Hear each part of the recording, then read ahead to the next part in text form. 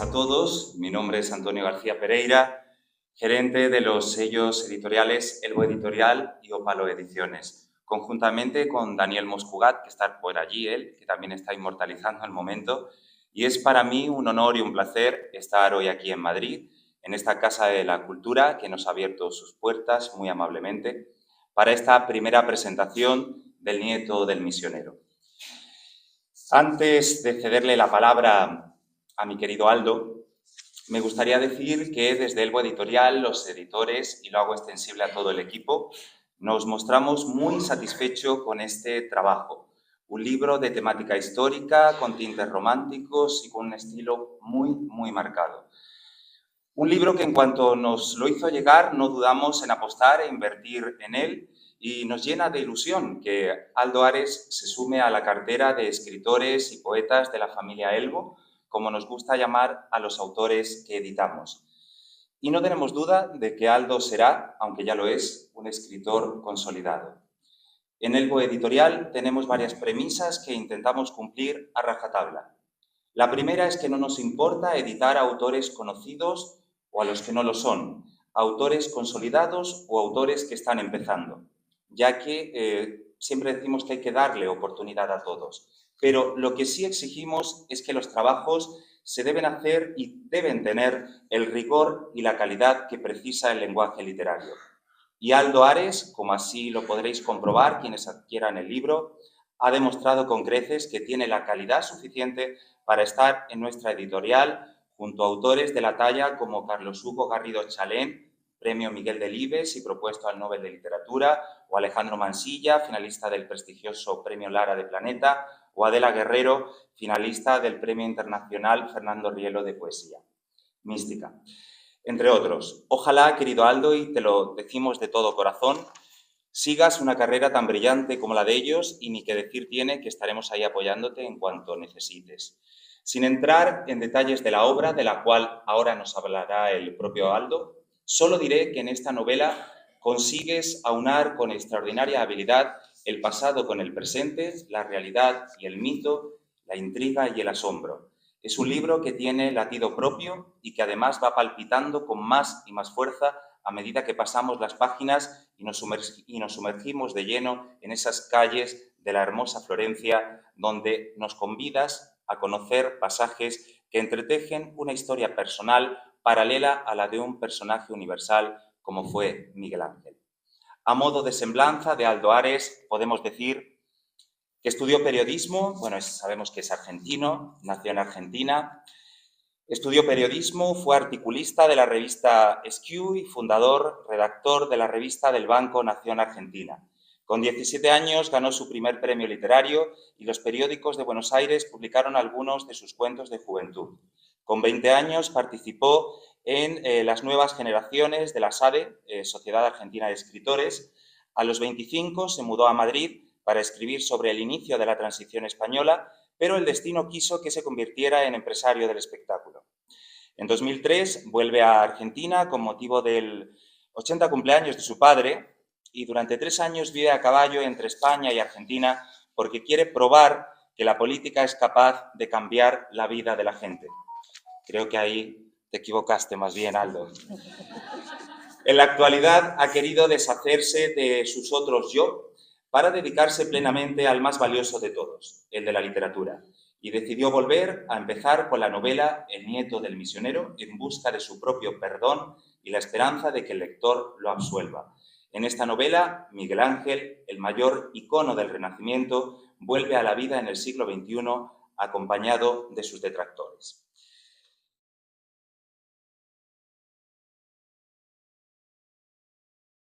Gracias. Hola. Gracias, Antonio. Antonio, hablar de él, es un editor, es poeta, es escritor, A partir de hace un año más o menos somos amigos a través de online. Hoy tuve el gusto de conocerle personalmente y realmente me he decidido por estar con él precisamente por su personalidad, por su forma de enfocar una editorial. He tenido unas 6 propuestas de otras editoriales desde el año pasado, desde el verano, y he preferido esperar hasta tener el veredicto suyo, porque él no me puso ninguna condición para que yo escriba para su editorial. Y otras editoriales te dicen a todo que sí, muy bonito, pero después está la parte de atrás que no se ve y que es un pelín oscura, y entonces ante esa duda preferí esperar. Es decir, gracias a Dios a estas alturas de mi vida no estoy desesperado por publicar, no estoy desesperado por el relumbrón del escritor. He tenido la suerte de escribir en diferentes periódicos en Argentina y a veces también aquí en Madrid, en España. He hecho radio en Argentina, he hecho televisión, he hecho también radio aquí en España. Pero bueno, como tengo una familia bastante numerosa, he tenido que hacer otro callejón en la vida para dedicarme a producir y poder alimentar a mi familia. Por eso es que no he podido, digamos, dedicarme exclusivamente a la literatura como lo estoy haciendo ahora. Hace 3 años, casualmente, terminé esta primera novela y a partir de ahí, como coincidió además con el COVID y todo este encierro que nos mandaron los gobernantes, dije, pues es mi oportunidad, pues ahora mi vida empieza hoy y me dedicaré sola y exclusivamente a escribir. Así que ese es la pantalla de lanzamiento de todo esto, ¿no? Ya hay otras 3 novelas escritas que paulatinamente saldrán a la luz después de que vaya caminando el nieto del misionero. Y bueno, también quiero darle la bienvenida a otras escritoras que han venido, en concreto, aquí tengo a mi lado a Guadalupe, que ha venido desde Sevilla. Ella es escritora y promotora de un club de lectura de Sevilla. Y también tenemos a Geli, allí sentada, las 3 primeras que tenemos aquí, que ha venido desde Asturias. Ella es cartera, además de escritora, ha trabajado toda la mañana en Asturias y aquí la tenemos con nosotros. Realmente ese grado de lealtad en las personas es una de las cosas que más aprecio yo en la vida, la lealtad. El resto, bueno, ahí. A su lado tenemos a Ruth, que es otra escritora amiga de Madrid, que también en 2 meses publicaremos, si Dios quiere, un trabajo en conjunto. No te adelantes, que ya hablaremos luego de eso, no te adelantes, no te adelantes. Y a su lado también está Nuria, que es otra escritora también de Madrid, que he conocido hace un año más o menos, y también personas muy comprometidas con la buena literatura. Y a todos los presentes, por supuesto, darle mi agradecimiento porque hoy es mi bautismo. Es decir, hoy, digamos, yo empiezo una nueva vida y es la mejor parte de mi vida, porque todo lo que viví hasta ahora ya no lo puedo cambiar. En cambio, lo de hoy en adelante lo puedo cambiar, lo puedo pergeñar, lo puedo hacer a mi gusto. Y es lo que me voy a dedicar a hacer. Es decir, a ser un escritor comprometido con el público, con la gente y conmigo mismo, por supuesto, y dar lo mejor de mí para que la literatura que yo hago trascienda y llegue a la mayoría de las personas posible.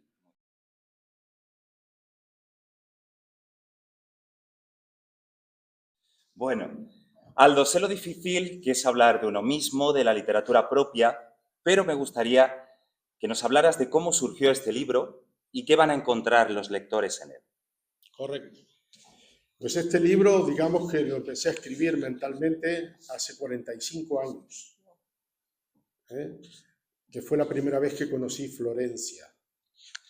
Vine en barco desde Argentina cuando venía a hacer esos reportajes aquí en España cuando comenzó la transición y dejé las maletas en Valencia con el barco cuando vine y seguí con el barco por toda la costa italiana. Cuando bajé en Livorno fui a visitar Florencia y después de ahí fui a visitar Venecia.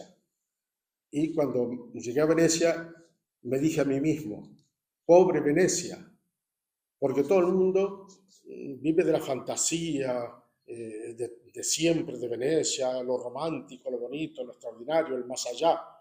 Y yo cuando llegué a Venecia me sentí defraudado un poco, porque había pasado por Florencia. Florencia me deslumbró, fue algo impresionante. Y digamos que quedó volando en mi cerebro la cosa hasta hoy, ¿no? Y fue así como me dediqué en cuerpo y alma a esto, que me duró más de un año y pico escribirlo, porque hay mucha investigación detrás y hay muchos recovecos que incluso no son muy conocidos en historia. Por eso este libro encierra historia, encierra ensayo, encierra novela y también encierra lo mágico que tiene el realismo. Creo que los que están un poco puestos en literatura les suena todo esto, ¿no? Y tuve luego la visión, eso, de darle un vuelco a todo esto. Hoy en día está muy de moda la famosa inteligencia artificial, que parece que es la que nos va a comer a todos, ¿no? Y resulta que yo, pensándolo, digo, jolín, hace 3 o 4 años yo estuve ejerciendo inteligencia artificial con este libro, porque fui más allá y intenté hablar con los protagonistas del Renacimiento. Se dice hoy día que la inteligencia artificial va a permitir que si tú quieres hablar con Velázquez, con Goya, con Einstein, que vas a poder hablar. Y yo todo eso lo he hecho en este libro. He hablado con los protagonistas del Renacimiento, los he sacado a la luz, los he traído al siglo XXI, pero conservando toda la ruta del Renacimiento, con toda esa belleza, esa grandeza del arte que hay en Florencia, que es algo sublime. Y realmente, ¿por qué el Renacimiento? Porque siempre en mi haber estuvo elegir una temática que fuera un poco más allá. Y qué mejor que el Renacimiento, que es precisamente la columna vertebral de Occidente. Si hoy no hubiéramos conocido a Miguel Ángel, a los Medici, a todos estos grandísimos personajes, a Savonarola, que fue un famoso obispo que intentó subvertir a la Iglesia y al poder de los Medici, y al final terminó en la hoguera, ¿no? Pero si todo eso no hubiera sucedido, hoy seguramente todos hablaríamos árabe, no hablaríamos el cristiano.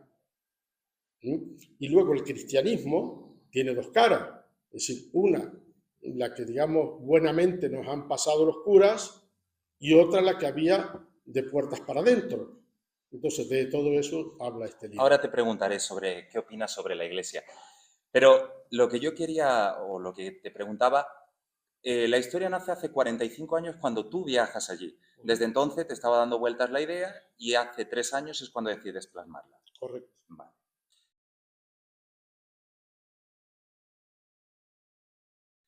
Algunos creerán que has comenzado a escribir en una etapa tardía, pero lo cierto, y lo hemos conversado muchas veces por teléfono, es que tu vocación por las letras ha estado siempre muy presente en ti, porque ya en tu biografía ya se atisba que con 17, 20, 25 ya escribías.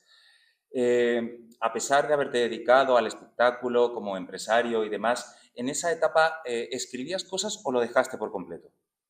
No, seguí escribiendo y en especial, digamos, la parte literaria, que yo hasta que empecé con esta novela siempre escribía cuentos. Yo me he reflejado mucho en la literatura de Borges, por ejemplo, Claro. Que es un referente en cuentos a nivel mundial, que fue 20 años propuesto para premio Nobel y nunca se lo dieron por razones políticas, ¿no? Pero la filosofía, la cultura, la literatura de Borges es algo maravilloso, increíble, impresionante. Y siempre me basé en eso, en los cuentos. Y ahora fue cuando me decidí, decir, bueno, voy a dar un paso más y me voy a dedicar a la novela, a la prosa en forma de novela. Y a partir de ahí comienza otra vida, evidentemente. Total, total. Es decir, escribir es una vocación, en mi caso. No es un interés, por decir, voy a ganar dinero o me voy a hacer famoso, no. Yo escribo por vocación, porque cuando escribo me siento feliz, lo que vulgarmente se dice, me siento realizado. Claro, ¿no? claro. y ese es el leitmotiv, ¿no? Total. Es decir, escribir por vocación. Luego está la poesía, que también he hecho poesía en su tiempo y tengo, pero no la publico. Pero la publiqué. Es que la poesía quizás es más íntima, Es es más algo más íntima, íntimo. exacto. Y además, digamos, la poesía requiere de talento también, ¿no? Y a pesar de que es una literatura muy minoritaria. Muy minoritaria, sí.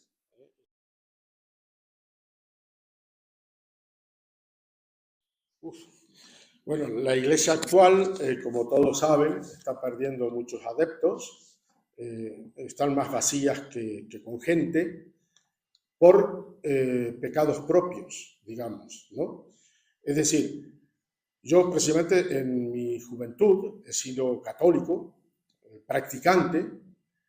Yo nací y crecí en un pueblo de unos 10.000 habitantes, donde era obligatorio ir a misa todos los domingos, donde hacíamos la comunión, el papel de monaguillo, sí, todo. O sea que la conozco como aquel que dice casi de adentro, ¿no?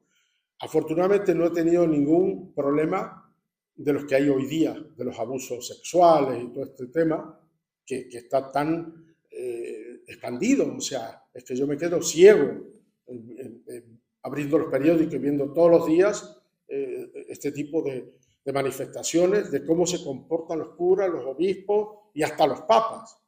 Y bueno, en el libro van a encontrar que desde, digamos, la Edad Media para atrás, los papas han sido cualquier cosa menos pastores. Es decir, han sido gente que han revolucionado sus tripas, sus vísceras, en cosas, digamos, casi animales, porque han hecho cosas animales, hasta de ejecutar niños para beberse la sangre, para poder ser inmortales, o sea, cosas alucinantes. Y el gran público eso nunca lo ha creído, ¿no? Porque realmente es increíble, pero ha pasado y aquí está documentado. Sí, precisamente los Borgia fueron un poco el muestrario de un grandísimo escritor, de Nicolás Maquiavelo, que fue el inventor, como aquel que se dice, de los métodos políticos que hoy día se usan incluso más que en la Edad Media, ¿no? Es decir, Maquiavelo presenció las cenas, los encuentros que hacían los Borgias con todos sus enemigos, y una de ellas, por ejemplo, invitó a todos los enemigos porque había muchas disputas y tal, y no había forma de arreglar nada, por supuesto, y él lo resolvió de una forma muy sensata, hablando racionalmente. Los eliminó a todos. Entonces, y dio un camino que hoy día se sigue usando en todo el mundo. Igual sean cristianos que árabes, o sea, la religión musulmana, es decir, se sigue tal y cual como en la Edad Media hoy día, ¿no? Y bueno, el Maquiavelo con su famoso Príncipe, el libro que digamos es la Biblia de la política, él tuvo todas esas vivencias y gracias a eso, a él también era muy habitual antes los destierros en esa época, y precisamente el destierro de él lo hizo se lo permitieron hacerlo con su familia, en una finca de su familia, y ahí fue donde escribió el libro del Príncipe. Y también, digamos, eso me dio origen a mí, porque uno de los hermanos de Miguel Ángel fue desterrado también por el Papa. Y antes te mandaban, bueno, los Medici mismos también fueron desterrados en una etapa de su gobernanza, a la zona de Venecia, por ahí y tal, y hasta que después no le permitieron, volvieron. Incluso tenemos el caso de Dante Alighieri, que fue el mejor escritor de la historia italiana, que fue directamente deportado de su propia ciudad, de Florencia, y nunca más le permitieron volver hasta que murió. Y sin embargo hoy, digamos, han hecho una escultura, una sepultura ficticia, donde están todos los señores de la gloria de Italia, pero es una falsedad, porque él está enterrado en Rávena, ¿no? Entonces, vemos todo eso como que es algo de la época pasada, de la Edad Media, y sin embargo hoy en día tenemos ejemplos en todo el universo de cosas muy parecidas, ¿no? Bueno, estamos al borde de una tercera guerra mundial y me tomo lo que hemos avanzado, nada. Un periodista viaja de forma pues atemporal, valiéndote de ese recurso, género literario que es el realismo mágico. Viaja a Florencia para entrevistar a Miguel Ángel. Él viaja con su hermano, allí se encuentra con Elisa y a partir de ahí, sin desvelar mucho, ¿qué crees que es lo que más puede sorprender a los lectores?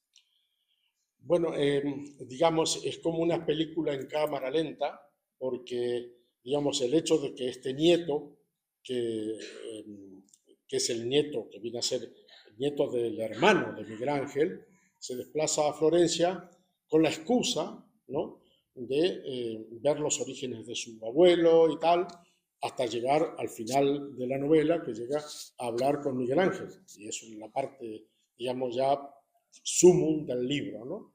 Pero lo importante es que al conocer a esta chica que es una camarera, van recorriendo paso por paso todos los sitios más icónicos de Florencia y del universo del Renacimiento.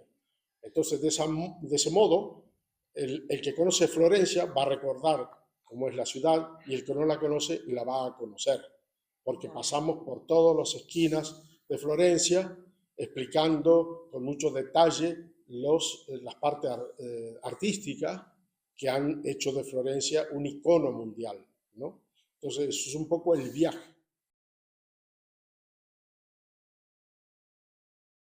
Bueno, ha sido una emoción realmente porque ver un escritor que inicia desde sus inicios la escritura de un libro, pues es una cosa que emociona. Sobre todo porque nosotros hablamos un día sí, un día no, un día también, ¿no? Y el del medio. Y en el medio.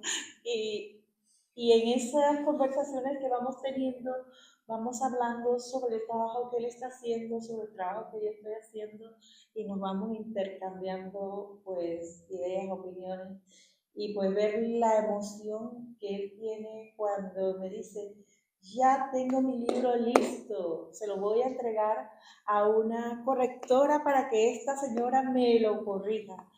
Y de Guadalupe, ya tengo el libro listo, ya la correctora me lo mandó, ahora me toca enviarlo. Y empieza otra amiga que es la que hizo el briefing, el book trailer, y le dice, no te preocupes, te voy a ayudar con el briefing, y empiezan a trabajar ellos y a mandar a editoriales, buscando una editorial. Este señor emocionado porque creo que lo enviaste y a los 3 días recibiste una propuesta de una editorial. Que me dice, mira, me ha mandado una propuesta, me la mandó, recuerdo. Y bueno, le dije, creo que debes pensártelo, estúdialo y déjala reposar a ver qué es lo que te van a ofrecer. Me dice, sí, lo voy a hacer, voy a ver si me llegan otras propuestas, otras ofertas. Y bueno, con el pasar del tiempo, un día me dice, bueno, mira, he logrado que Editorial Elbos, de aquí del amigo Antonio, pues nos vaya a publicar, me vaya a publicar el libro. ¿Cómo va a ser? Nos emocionamos todos, porque en realidad, pues, es como nosotros decimos, es un niño, es como cuando una mujer sale embarazada y que va al ginecólogo y se va haciendo los exámenes y las fotografías del bebé, cómo va creciendo. Así mismo para nosotros los escritores, ver cómo va creciendo el pañalito y todo. Y por supuesto que no podía faltar a este gran evento de presentación de este bebé, porque lo he visto crecer, he visto a Aldo trabajarlo decidido, él escribe muy rápido, tiene una prosa que cuando tú empiezas no quieres parar de leerlo, nos ha pasado con otros relatos que tiene, y uno quiere, oye Aldo, sigue que quiero más, y no puede parar de leer. Yo creo que cuando ustedes lean el libro van a estar de acuerdo con lo que yo les estoy comentando en este momento, porque en realidad es así, tiene una prosa muy fluida. Y para uno como lector es muy agradecido contar con un escritor que nos pueda llevar y nos pueda involucrar en ese mundo que se va creando alrededor de su libro. Me gustaría preguntarte cuál o cuáles son las partes que crees que son más significativas de esta novela. ¿Cuál es la que crees que más engancha? Por una cuestión de lógica te voy a decir que todas. pero siempre hay una que es la que tú dices, aquí está. Sinceramente, después de acabado el libro y de todo el trabajo y tal, todo ha sido esmerado de tal forma de que no tenga decaimientos Sí, el momento valle, ese que se la dice. obra, sino que cada capítulo como que te va llevando, te va atrapando y te va exigiendo Claro. hacia el siguiente, ¿no? Y todos gozan de un peso tremendo en la historia y en la forma de relatar. De hecho, ya te dije una vez por teléfono que la parte que creo que es la que tú vas a leer al final, que no es ni está en el comienzo ni está al final, pero es una parte emocionante que yo desconocía de la iglesia y de la historia y que creo que cuando la leas va a impresionar porque necesitas saber qué pasa, cómo evoluciona. Así que, bueno, la verdad que la novela a mí, y ahora lo comentaré más detenidamente, todos sabemos quién fue Miguel Ángel, ahí están sus obras, pero yo he quedado muy, muy sorprendido al conocer aspectos de su vida que no sé dónde los has buscado, dónde has escarbado, pero la verdad que a mí me han dejado impresionado y ahora te preguntaré más también sobre el personaje y la persona de Miguel Ángel. Para los que no lo saben, El nieto del misionero no solo se queda aquí, es una novela a la que le seguirán otras, pero no sé si mantienes en las otras el mismo género, el mismo estilo, ¿hay algún cambio? Si es la continuidad del nieto del misionero, cuéntanos qué cambios. Bueno, realmente había comenzado a escribir algunos capítulos de una especie de saga de este libro, que lo dejé a un lado por escribir otras historias, ¿no? Y bueno, algún día lo recomenzaré a esa saga. Pero la siguiente novela no tiene nada que ver con esta. Es una novela completamente diferente. Lo que sí mantengo es el estilo de escribir, el estilo de contar, porque las historias no son lo que se cuenta, sino cómo se cuenta, ¿no? Esto es una expresión típica de Gabriel García Márquez. Es decir, he vivido para contarla, dice él, uno de sus libros, ¿no? Y en la próxima novela, que les puedo adelantar el título, se llama El emperador del hambre. Y es una novela basada en las dictaduras africanas. O sea que no tiene nada que ver, es el reverso de esto. Esto es la excelencia y lo otro es la locura, la miseria, la destemplanza del hombre. Es decir, todo aquello que no tiene control, que no hay derechos, que no hay nada, los abusos, la penuria, el hambre. Todo eso está reflejado en esa segunda novela, ¿no? Y la tercera es completamente también diferente y está basada en el drama de la emigración actual, en especial de toda esta gente que muere en las travesías con las pateras, ¿no? He cogido un personaje que lo he sacado de la realidad, donde digamos, naufragan en el medio del mar, como es lo más habitual, mueren todos, menos él, menos el protagonista. Consigue llegar a las Canarias, a La Palma, donde justo se desencadena el volcán, ¿no? Se encuentra con esa problemática y se ve obligado a huir de la isla por que no lo absorba el volcán. Y bueno, al final se vuelve a embarcar en el barco que lo había rescatado y se va. ¿Y hasta ahí puedes contar? Hasta ahí puedo contar, sí.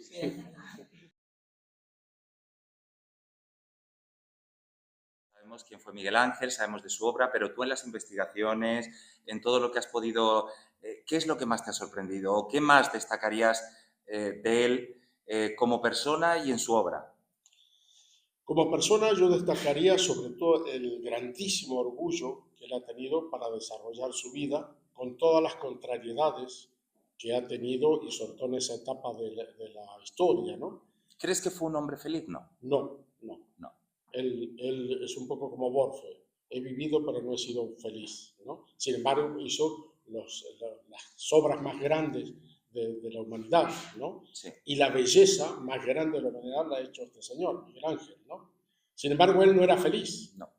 En su vida particular. No, podríamos decir que era como una persona traumatizada. Sí, porque él a su vez, digamos, él tuvo una madre que tenía muchas dificultades de salud, entonces fue dado a criar con unos picapedreros, que son, digamos, los que sacan todas estas piedras grandes, de mármol en especial, y él ahí fue, teniendo 4, 5, 6 años, donde empezó a familiarizarse con el mármol, y de ahí sacó toda su talla, digamos.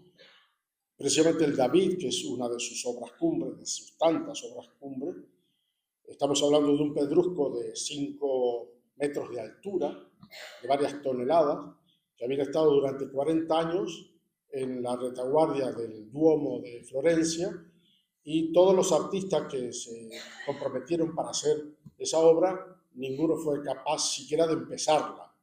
Y él la estudió porque tenía una protuberancia, esa piedra, y de ahí está donde sacan la mano del David, que una mano tiene la onda y el otro la piedra, y aprovechó esa protuberancia para poner el brazo de David, ¿no? Eso es una genialidad, evidentemente, porque él, digamos, su obra la estaba viendo en la piedra en bruto. Entonces, digamos, eso es algo que no tiene explicación, ¿no? Y que los demás, incluido Leonardo da Vinci, tampoco fue capaz de hacerlo. Da Vinci fue muy bueno en otras cosas, pero no en escultura, por ejemplo, ¿no? Y en pintura también todo relativo, porque hasta la pintura de la Mona Lisa también tiene su historia, que ya lo verán también en el...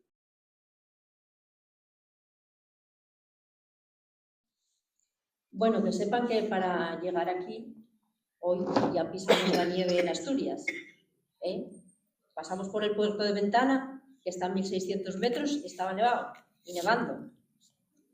No, y además viene muy a colación esto, porque aquí hemos tenido otro tipo de nevada, que es la que venía de Madrid hacia aquí, que son la caravana de coches.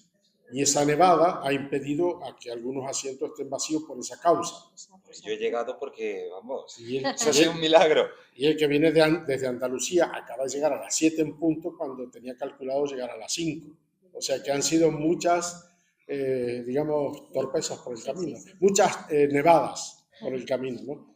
Pero también ya voy a aprovechar para mencionar a uno que sí ha llegado, que a mí me sorprendió, y es un señor que viene de La Pampa, que vino hace pocos días, llegó a Madrid, ¿no? Y hoy lo tenemos aquí sentado con nosotros. ¿Dónde? Roberto, ponte de pie. Un aplauso para Roberto, hombre.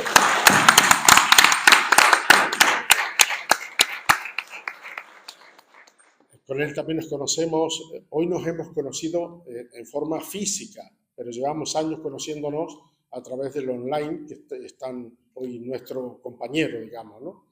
Y él vive en Bariloche, en Argentina, en el sur de Argentina, un sitio paradisíaco, pero, bueno, es un empresario y tal, y me dice, ¿tú puedes venir y tal? Y, hombre, faltaba más. Y aquí lo tenemos con su mujer, con Belén, con su cuñada, con otro sobrino.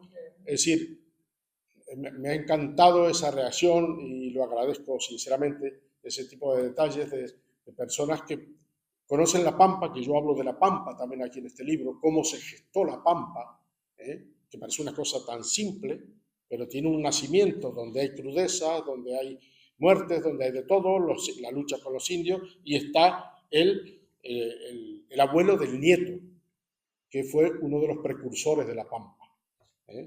Y por eso me ha hecho mucha ilusión que Roberto esté hoy aquí con nosotros. Un aplauso nuevamente.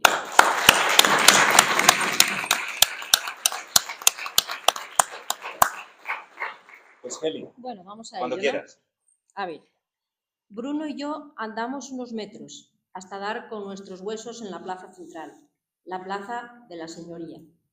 El impacto fue brutal, estremecedor, como si la magia de Dios hubiera bajado a la tierra y nos estuviera esperando. Ahí estaba el mismísimo rey David, el pequeño gran hombre que acabó con el gigante Goliat. Aún yacía con la milagrosa onda en su mano izquierda y la piedra escondida en la derecha. Tenso, erguido, orgulloso de su hazaña. Todavía flotaba en el ambiente el olor a pólvora, del disparo certero. El silbido de la piedra partió el aire en dos, cual latigazo de un gladiador romano. Hasta pudo pisar la cabeza de su enemigo grandullón, como trofeo. Pero su increíble nobleza quiso evitar tanta humillación al vencido. No era para menos. Se trataba de David, la estatua de Miguel Ángel, más famosa de la historia. Un pedrusco enorme de 5 metros de altura a la que Miguel Ángel le dio la vida y el alma del rey victorioso. ¡Qué contraste! Con semejante altura, un David colosal. Aparentaba más gigantesco que el propio Goliat, otro detalle de la genialidad del escultor. Una imagen inmortal que resistía el paso de los siglos. Pero lo más sublime de esta escultura fue que la obra de David eclipsó todas las estatuas antiguas y modernas de Roma y de la Grecia clásica. Tuve la sensación de que mi remoto sueño de vivir en el convulso torbellino renacentista se había barajado entre las cartas de mi destino como un juego de azar. Muy bien.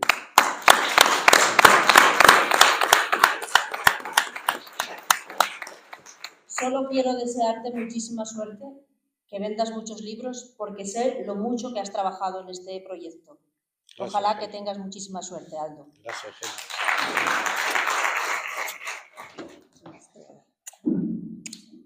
Nuria es otra escritora madrileña, gran persona. Yo tengo la suerte de rodearme siempre de buenas personas. Y otra de las cosas que he escuchado a Antonio, cuando él habla en radio o en televisión, él tiene 2 programas en Málaga, uno de radio y otro de televisión, y siempre se refiere a algo que para mí siempre lo llevo en el corazón. En el mundo hay 2 tipos de personas, las que son buenas personas y las que son malas personas. Yo creo que no hace falta dar más detalles, ¿no? Y yo me quedo con las buenas personas, evidentemente. Y ella se suma a ese listón, ¿no? Además tiene El sentimiento es mutuo, ¿eh? No sé si se me ve, ¿sí? Sí, se oye. El Además, sentimiento es mutuo. Te lo acerco un poquito si quieres. Vale. tiene un hijo que es actor, es un chico de 11 años, 12 años. Él trabaja en la famosa serie esta más que serie no, el musical de Matilda, no sé si le suena.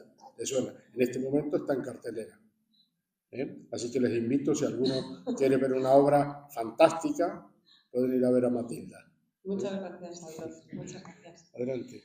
Pues, como digo, el sentimiento es mutuo. He tenido la suerte de conocer, bueno, recientemente, o no tanto, porque el tiempo pasa más rápido de lo que parece, un año o quizá un poco más, a Aldo.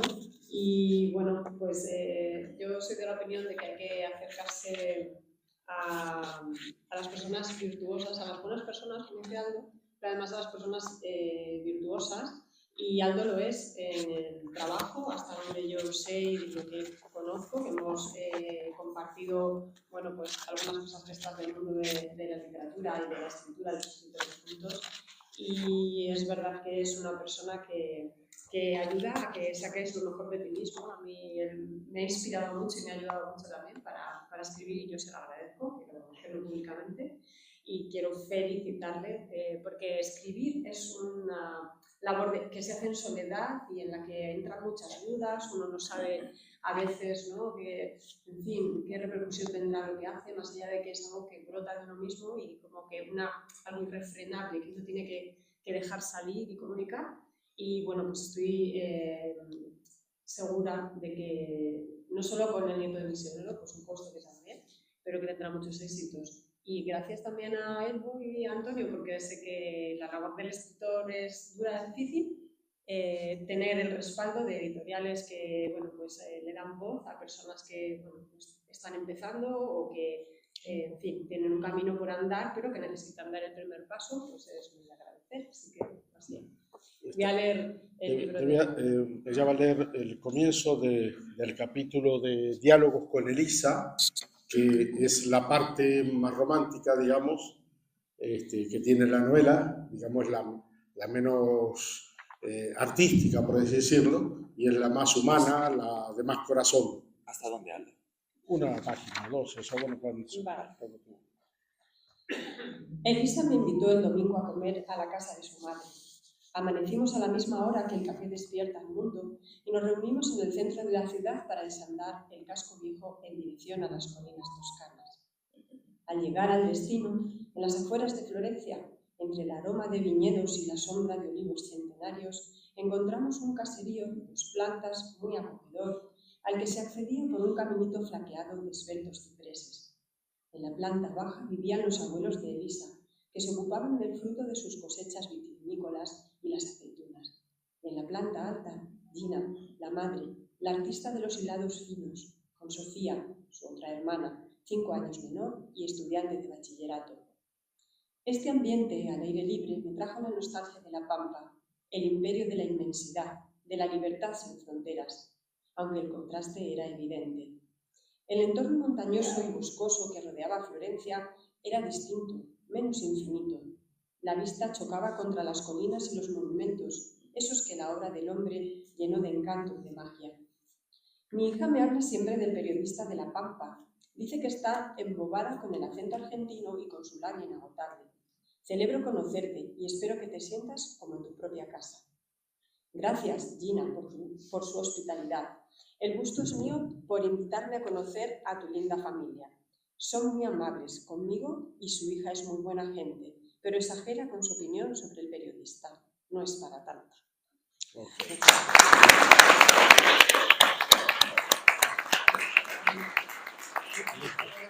Yo, ante todo, lo primero quiero agradecer, Aldo, la generosidad que estás teniendo, no solamente de presentarnos a tu bebé, como había dicho Guadalupe, sino además de hacernos partícipe a la gente que consideras también importante formar parte de esta presentación y compartir contigo tu momento protagónico, que es tu momento, Sí. momento tuyo de lucirte. Bueno, es generoso, sí que lo es. Muy generoso. Esa es la ventaja de tener años, de tener madurez, y en la cual uno ya, digamos, está de vuelta de la vanidad. Entonces prefiere compartir los momentos con las personas allegadas y que tienen el mismo vínculo que tú con la literatura, para que, digamos, entre todos hagamos algo más generoso, ¿no? Porque no me gusta envanecerme, o sea, uno es lo que es escribiendo en este caso, ¿no? Y si uno tiene a su alrededor personas del mismo nivel que pueden contar lo mismo, ¿por qué protagonizarlo yo solo, no? Lo comparto con ellos. Un aplauso, claro que sí.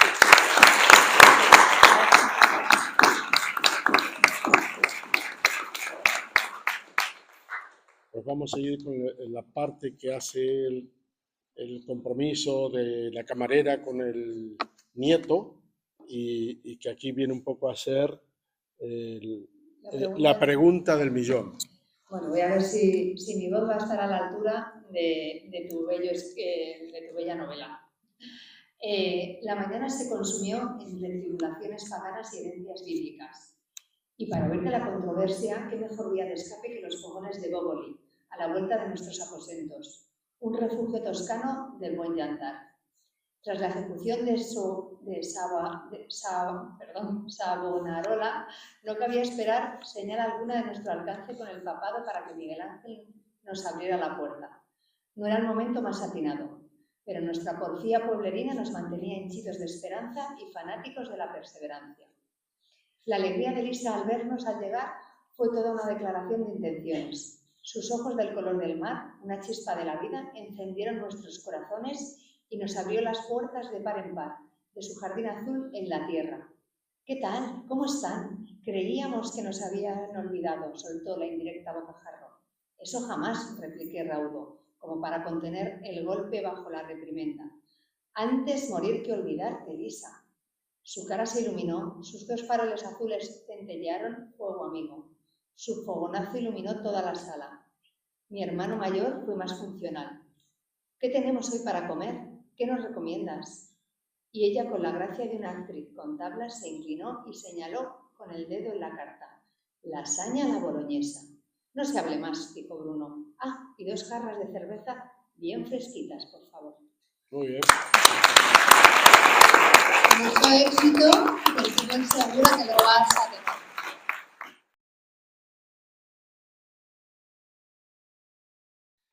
Como he dicho antes, Aldo tiene una serie de proyectos literarios. En común compartimos uno del que ya he hecho mención antes, que se llama Impactos, que también Guadalupe ha comentado. No sé si has comentado algo antes del proyecto, muy someramente, ¿no?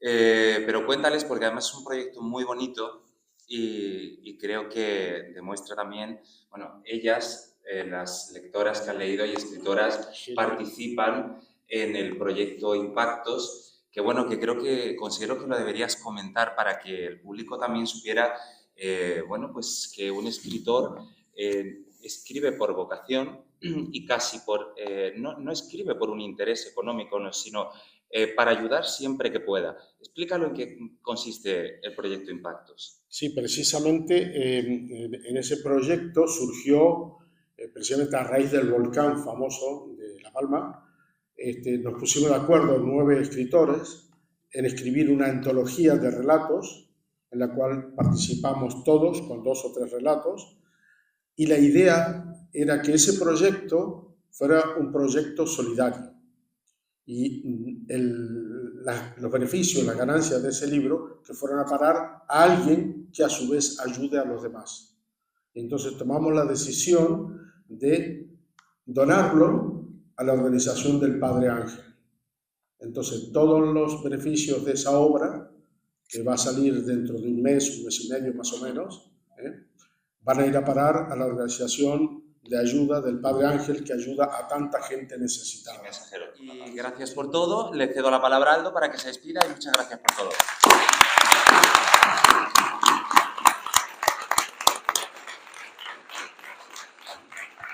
La verdad que... Hola. Se oye. 2 cosas simplemente. Haber encontrado a Antonio también es el destino, pero el destino también hay que ayudarlo, ¿no? Y estoy muy agradecido de haber encontrado a Antonio porque es una persona, él no es editor para mí, es una persona de carne y hueso que sabe sobrellevar las cosas, tiene mucha cautela para hacer el trabajo, ha hecho un trabajo excepcional, él y Daniel. Este libro es una joya, 18 euros que vale este libro, está regalado. Aldo, te vas a parecer... Vamos, aquí regateando como en el mercado. No. Por Dios.